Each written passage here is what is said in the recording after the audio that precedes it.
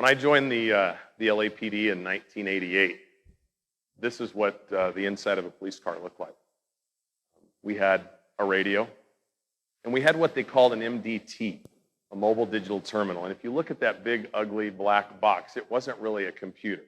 It was a black screen with some white letters, and you had to write these real long scripts just to run a suspect. So they were very, very antiquated. We actually still in 1988 in the city of Los Angeles had call boxes still in the city. So that was essentially our cell phone. We didn't have cell phones in our police cars at the time. So now let's fast forward. It's 26 years later in my law enforcement career, and this is what the inside of a police car looks like now. And in fact, you might notice that in the right lower corner, that's not a police car. It's actually the cockpit of an airplane.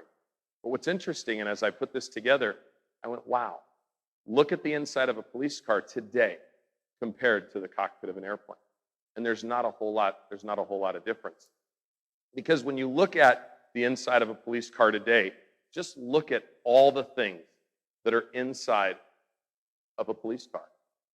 We have computers that can do anything in the world. We have access to complete law libraries.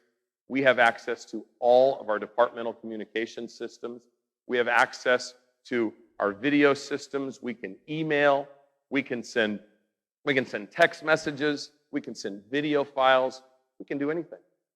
We can drive down the road, and with our automated license plate readers, we can literally read thousands of license plates an hour and run them for warrants. We can have you place your fingerprint or your finger on a small little fingerprint reader that's about the size of this remote control that I'm holding in my hand, and we can identify you through the fingerprint system. But if you noticed on that first slide, to totally outfit a police car 26 years ago cost about $15,000. And today, every police car that you see out there, if it's equipped similarly to what ours are in Tomball and to what we have listed up here today, it's about $55,000 a car. I mean, we can even tell where those police cars are at any time on an automated map that's in our dispatch center that shows us where our police cars, our fire trucks, our ambulances are at any given time. We can also, in the middle of the night, in the dark, using our forward-looking infrared, see suspects that are hiding in bushes. So police work has come a long, long way. And much of that has been driven by technology. So one of the things that I have to consider as a police chief, because I have a lot of responsibilities as a chief of police, but one of my responsibilities is to identify that technology to make sure that our folks have the proper equipment necessary to do their job well. But we don't have a blank check. And the reason that we don't have a blank check is because we're using taxpayer money. And that's something that in my business is incredibly important. That people in positions like mine have to realize that it's our responsibility to be good stewards of taxpayer money. We are taking your money whether you want us to or not. And so we could just turn around and spend that money recklessly. And it's when government spends that money recklessly that you start to lose faith and trust in us. And so it really is important that when we're using other people's money, that we remind ourselves of that. And that we weigh out how much something costs versus what the benefits of that equipment or that technology is. Because I can tell you, having been a chief of police now for 6 years, having run into chiefs from literally all over the country and around the world, every chief wants the technology. They read about it in the latest trade magazine, and they want it. But oftentimes what's disturbing to me is when I ask them why they want it, they can't even tell me why. And if you can't tell somebody why you need or want something other than just because it's new and it looks cool, and you're going to use other people's money to buy it, that's a problem.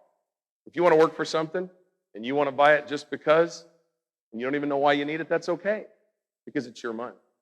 But when it's somebody else's money, I think we have a much greater responsibility than we do otherwise. Something that I learned as a chief of police. For 20 years, I had suspects lie to me.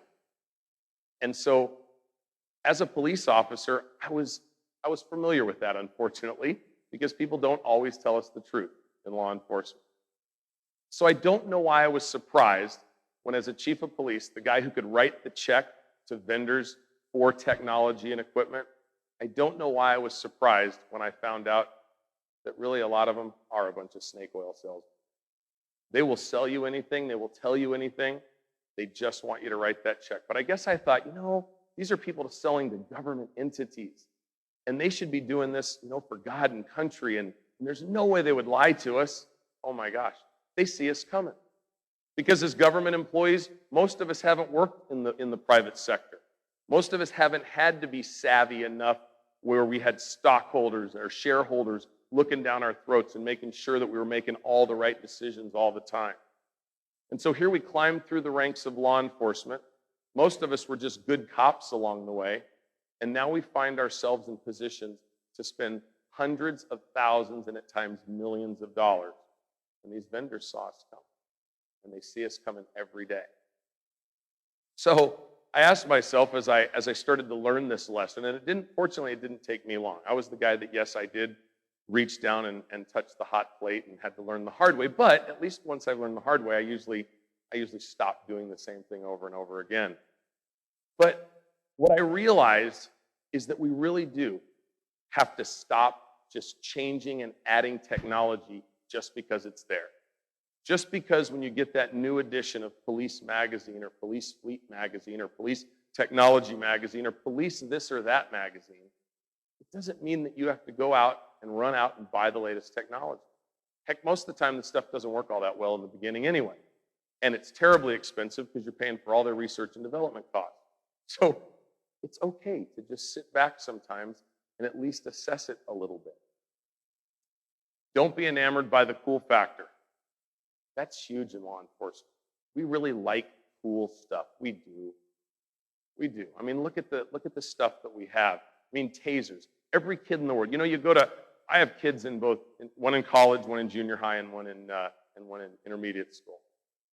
And it doesn't matter the level that they're at.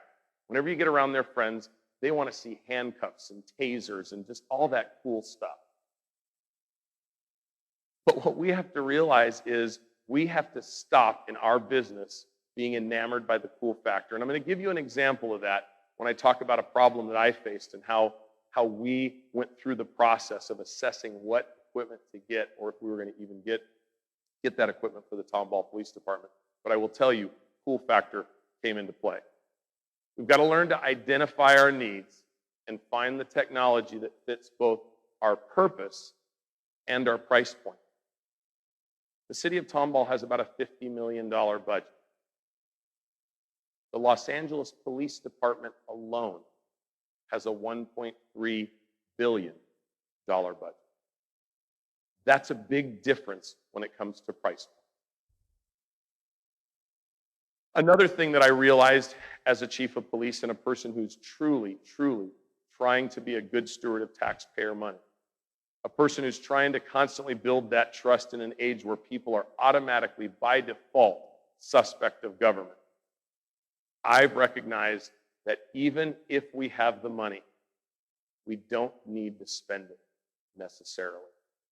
Because quite frankly, it's not ours to blow. I've been around chiefs of police these last 4 years or so as the economy has really been struggling across the nation. And here we are in Texas, blessed, in Houston, blessed even more. We've had 3 years solid of over-expected, higher than expected sales tax revenues in the city of Tomball. We have been blessed. But just because of those blessings doesn't mean that we need to go out and blow other people's money without even knowing why. And so one of my mantra with our employees is that we've got to drive the technology, not let it drive us. Because again, those snake oil salesmen are around every corner. They're going to show you the newest and greatest thing, and they're going to try to convince you that you need it. So here's a problem that I faced. I came from 20 years in the LAPD. I came from 20 years from the moment that I went into the streets of Los Angeles as a brand new rookie police officer of having 2 multi-million-dollar aircraft over the city of Los Angeles 24 hours a day, 7 days a week. And if you know the weather in Southern California, you don't even have to ask, how did you do that 24/7, 365? Because we just didn't get a lot of bad weather. So I took for granted during that 20 years when, as a probationary police officer, I'd do something as simple as respond to an alarm call. And I could just get on the radio and say, 13A41, can I get an air unit for a roof check?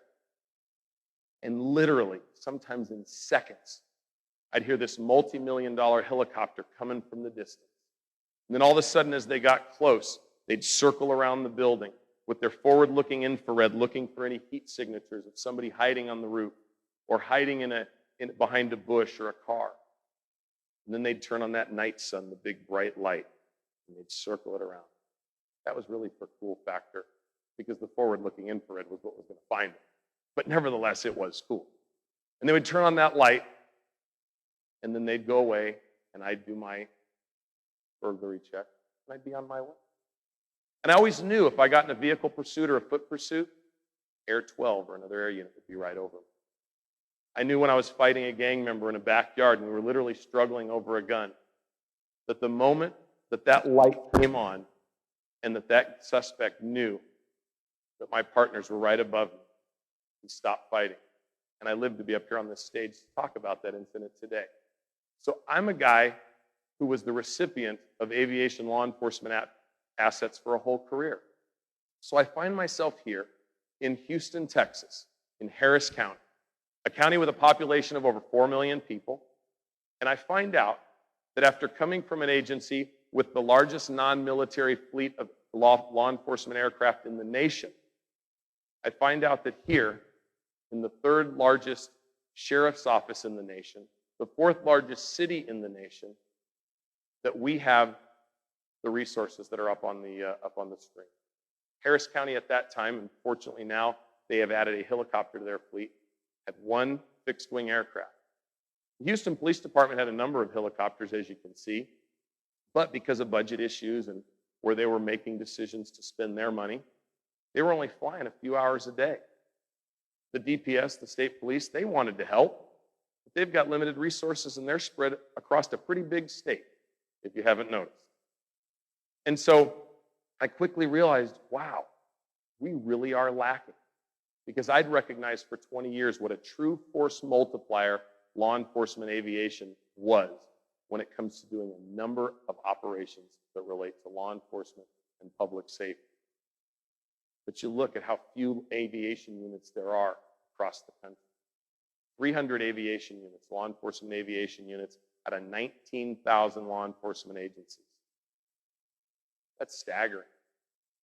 And so you ask yourself, you know what? With budget challenges continuing, officer safety deteriorating, we're losing about 150 officers a year.